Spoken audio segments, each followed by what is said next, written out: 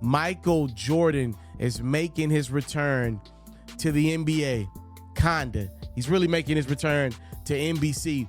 This was a shocker of a story that I don't believe got enough coverage, because we will be covering this in totality when it starts up. Michael Jordan has joined NBC on a deal that will see Michael Jordan be a special contributor throughout the NBA season.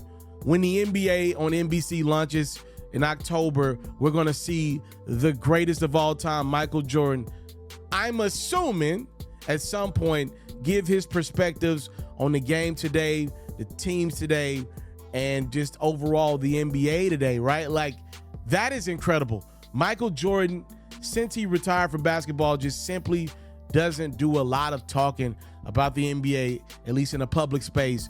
So to see Mike return as the NBA returns on NBC as their new TV deal kicks in, I'm so excited. It doesn't make any sense, man. Michael Jordan is back in the NBA as a special contributor. I don't think he's going to be around every single night. He's a billionaire, a very busy man, as you may know.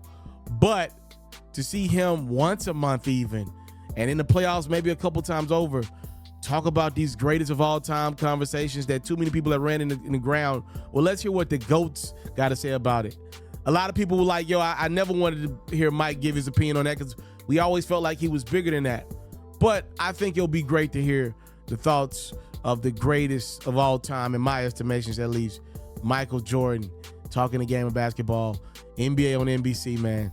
Let me know y'all thoughts. Time, love, and support with your boy. Never take for granted. I'm out. It does appear that Boston Celtics forward Jason Tatum, one of the young faces of the NBA, has suffered a severe injury that's going to force him to miss a significant amount of time that maybe just change the NBA for the next 5 years. If Jason Tatum can't play basketball at all in the 2025-26 NBA season, what do you do if you're the Boston Celtics, right? The Celtics had put this team together to compete for multiple championships. We obviously understand they won that bad boy in dominant fashion in 2024. We thought they were on the same page to do that in 2025. The team never felt the greatest version of themselves.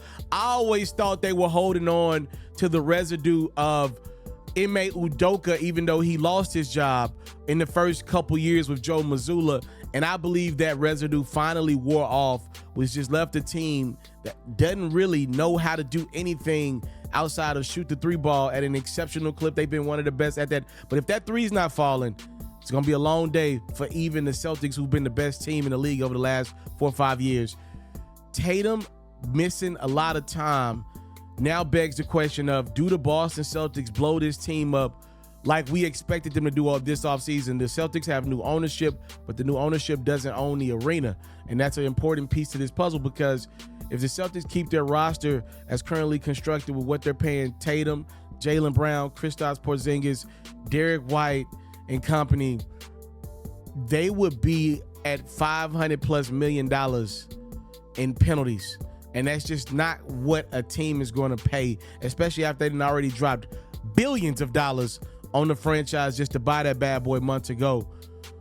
We thought that meant probably a trade of a Drew Holiday, probably a trade of a Kristaps Porzingis, or even maybe a trade of a Jaylen Brown. But with Tatum going down and with what these owners just paid to get the darn team, does that now mean the Celtics hold pat and just pay the penalties to keep a competitive product on the court? It's going to be a huge question mark for not only the Boston Celtics fans, but the NBA over the next calendar year. Terrible story, man. Best of luck and prayers to the young assassin, Jason Tatum. Does he have as many moments as some NBA fans would like? No, but he was dominating the Knicks to the tune of 40+ points when he unfortunately suffered this injury on a non-contact, which just looks scary and is usually not a good thing.